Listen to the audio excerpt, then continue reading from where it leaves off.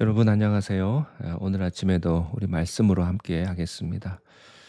오늘 말씀 사도행전 함께 하겠는데요. 어제 이어서 조금 더 말씀을 좀 나눠 보도록 하겠습니다. 사도행전 4장 34절부터 37절의 말씀입니다.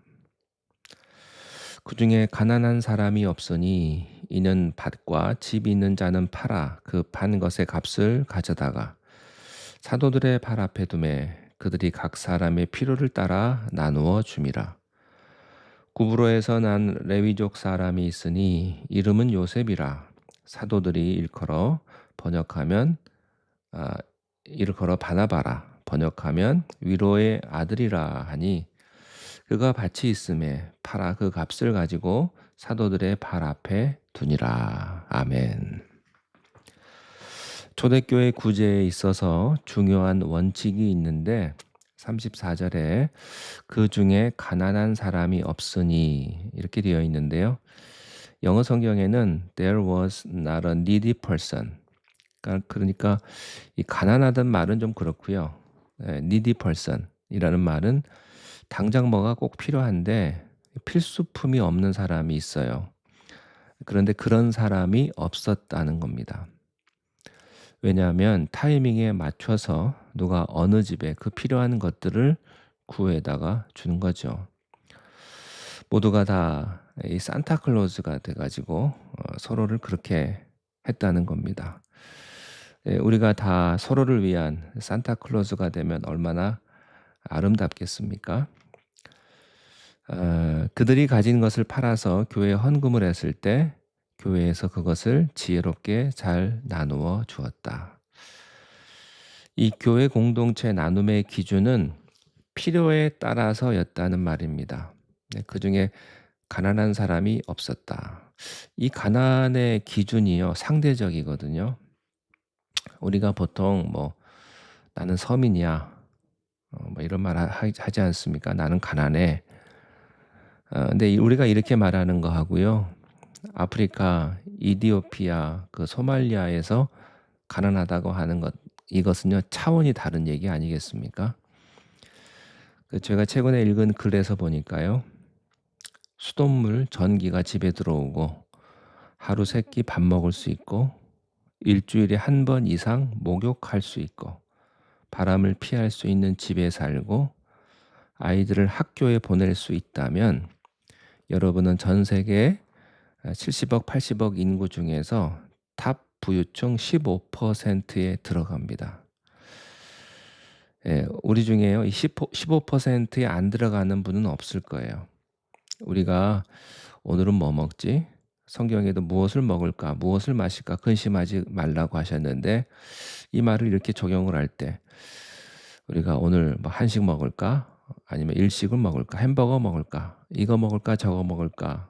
고민하는 동안에 매일 전 세계에서 4만 명에서 8만 명이 넘는 사람이 그냥 굶어 죽습니다. 저녁을 먹지 못한 채로 잠자리에 드는 인구가 전 세계에 10억이 넘고요. 이게 진짜 쇼킹인 게 전 세계에 태어나는 아이들 중에 40%가 어릴 때 영유아 때 제대로 먹지 못해서 평생 장애를 가지고 살아갑니다. 전 세계 인구의 40% 아기가 그렇습니다. 북한은 뭐 말할 나위도 없고요. 그리고 전 세계 아이들 중 3%만이 나중에 직업을 가질 수 있는 정상적인 교육을 받고 자라납니다. 우리가요, 물질적으로 어렵다고 불평하기 전에 우리는 하나님의 눈을 보아야 할 것입니다. 구제란 내가 그냥 동정심으로 우월한 자가 던지는 게 아닙니다. 아버지의 마음을 품는 것입니다. 그러므로 우리가요, 무조건 가난한 이웃 돕는다고 할 때 그 기준 정하기가 쉽지 않아요. 중요한 것은 내가 처한 상황에서 내 형편을 정확하게 아시는 성령님께서 그 순간에 주시는 말씀에 순종하는 것입니다. 여러분, 우리가 도움 받는 입장에서 주는 입장으로 전환하는 게 쉽지가 않습니다. 돈이 많아지고 내가 돈 벌게 되면요, 남을 잘 도울 수 있을 것 같죠. 남 돕기 시작할 것 같죠? 그런데 그렇지 않아요. 우리가요 받는 데만 익숙해져 가지고 누구를 도울 수 있는 타이밍을 놓치면 안 됩니다. 각 사람이 필요에 따라서 나누었다는 말은 모두 필요한 만큼만 받고 더 이상 욕심내지 않았다는 뜻이고요. 또 남는 것은 자기보다 더 힘든 형제들에게 흘려 보냈다는 뜻입니다. 부자가 가난한 사람을 꼭 돕는 게 아니라요. 진짜 힘든 사람이 힘든 사람을 돕더라고요. 제가 전도사 시절에 참 가난했어요. 버스비가 없어 가지고. 그때 인제 교회가 안양 근처였는데 거기까지 가려면 지하철 타고 버스 타고 몇 번을 왔다 갔다 해야 되는데요. 금요 저녁 기도에 금요 철야 기도라고 했는데 뭐 철야 기도는 아니죠. 밤 11시에 끝났으니까. 11시에 끝나고 인제 빨리 집에 와야 돼요. 아니면 차가 끊기기 때문에. 헐레벌떡 나오면 꼭 그 교회의 할머니 권사님이요. 지금도 그 모습이 생생합니다. 아주 작으신 분인데 하얀 머리에 그 머리에 그 비녀를 꽂으시고 허리가 굽으셔 가지고요. 그 치마 속에서 1,000원, 2,000원을 꺼내셔 가지고 저에게 차비하라고 그분이 돈을 이렇게 주셨어요. 근데 그분이 수입이 없거든요. 그러니까 자기 쌈짓돈 이렇게 조금씩 조금씩 주시는 거예요. 지금도 그게 기억이 납니다. 그때부터 이런 생각을 했어요. '아 나도 내가 나중에 인제 좀 여유가 생기면 가난한 목회자들, 선교사님들 좀 도우면 좋겠다. 특별히 힘들게 목회하시는 분들 도우면 좋겠다.' 그런 생각을 하게 되었고요. 또 우리 교회에서도 우리 미국에서 개척교회 하시는 분들 계속 돕고 또 한국에도 돕고요. 또 은퇴하신 어렵게 사시는 목회자들들도 위해서도 우리가 함께 돕게 됐어요. 하나님의 은혜죠. 그런데요. 부자가 돕는 게 아니라 성령의 사람이 움직이는 것입니다. 오늘 말씀에서 보니까요. 모든 구제가 먼저 성도들 사이에서 이루어지는 것을 볼 수가 있습니다. 그러니까 교회 안에서 힘든 성도들이 있을 때 외부로 도움 청하지 않고 자기들 내부에서 다 각자 낸 돈으로 서로 필요를 채워줬다는 거죠. 여러분 구제는요. 여러분 이걸 꼭 기억하십시오. 내가 누군가의 기도의 응답입니다. 우리가 보통 가난한 사람 보면요. 저 사람 좀 누가 좀 도와주지. 나라에서 좀 돕든지 좀 부자가 좀 도와주든지 아니 어떤 단체에서 도와주는 거 아닌가. 이렇게 말하면서 여러분 도망가지 마십시오. 하나님은 바로 여러분 자신이 누군가의 기도 응답이 되기를 원하십니다. 이 은혜를 받고 물질관이 달라지니까 눈에 보이지 않았던 형제 자매들의 필요가 눈에 들어오는데요. 힘든 분들이 더 힘든 분들의 필요를 보는 거예요. 부자가 가난한 사람을 돕는 게 아니라 성령의 사람이 돕는 겁니다. 하나님의 마음이에요. 네, 오늘 말씀에서 또 배울 수 있는 것은요. 구제는 교회를 통해서 이루어진다는 사실입니다. 초대교회 성도들이요. 소유를 팔아서 직접 자기가 이웃을 도운 게 아니고 교회로 가져와서 교회 리더십이 사람들의 필요에 따라서 기도하며 나누어 주었다는 것이 굉장히 중요합니다. 물론 여러분 개인이 직접 도울 수도 있습니다. 그리고 도와야 합니다.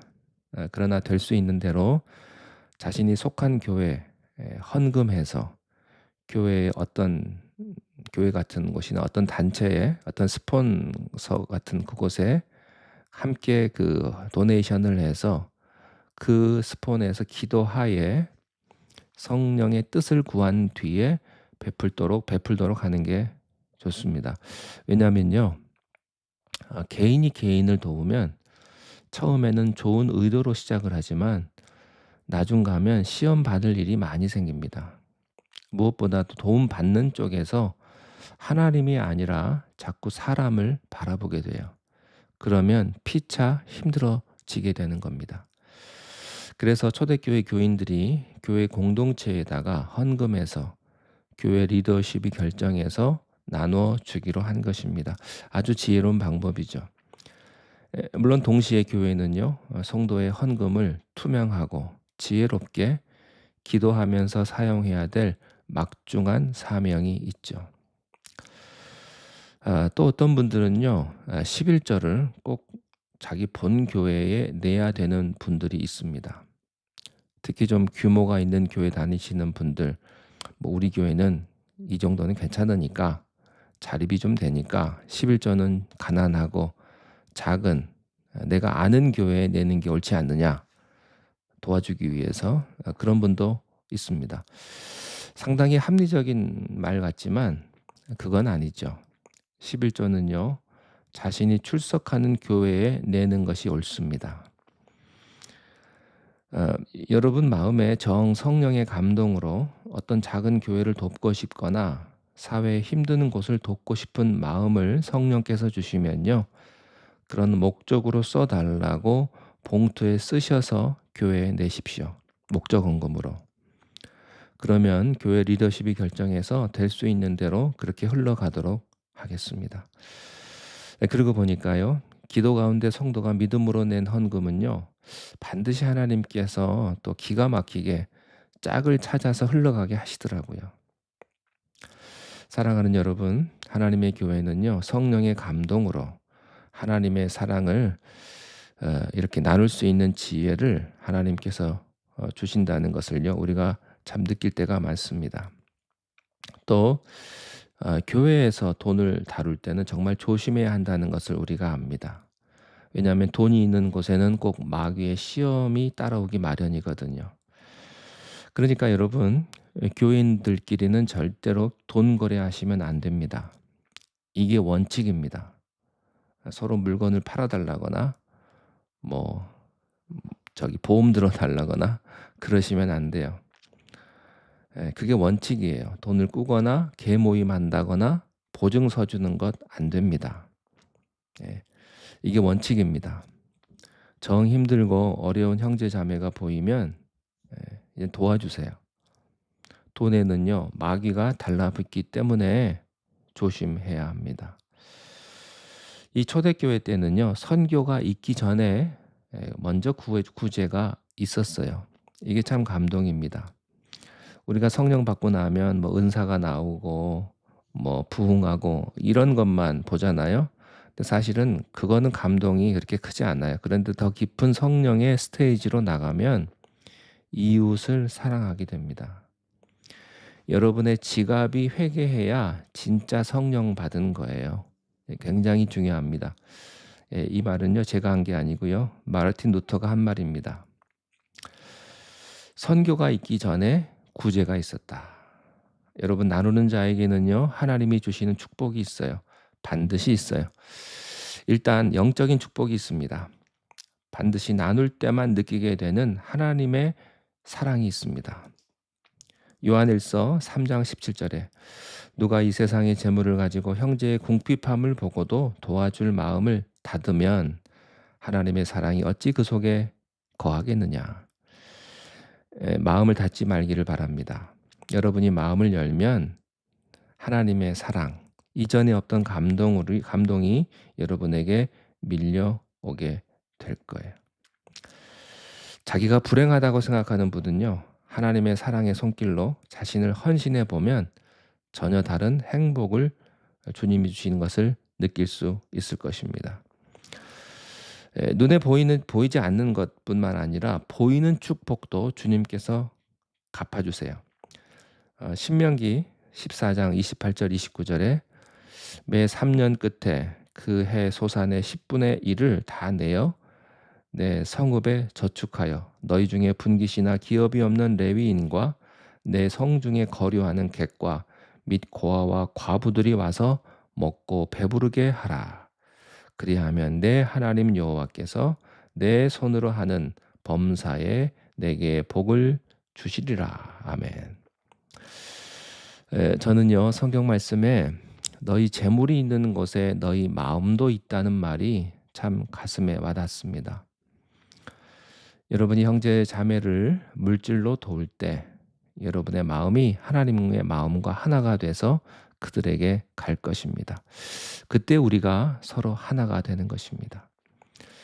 구제는요, 일방적으로 부자가 가난한 자에게 주는 것이 아니라 약한 자가 더 약한 자에게 흘려보내는, 그것을 통해서 우리가 진정 하나 되는 것입니다. 우리가 하나님의 마음으로 우리가 사랑으로 다른 분들을 품고 돈을 보는 눈이 달라지고 우리 안에 사랑의 나눔이 충만해지기를 주님의 이름으로 축원합니다. 기도합니다.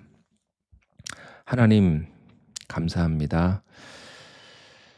우리에게 많은 것을 주셨는데 이것들을 나눌 수 있도록 그런 넉넉한 마음들을 우리들에게 주시고, 우리도 힘들고 어렵지만 약한 자가 더 약한 자에게 흘려보내는 하나님의 참된 사랑의 구제를 우리가 실천할 수 있도록 우리를 축복하여 주시옵소서. 예수님의 이름으로 기도하옵나이다. 아멘.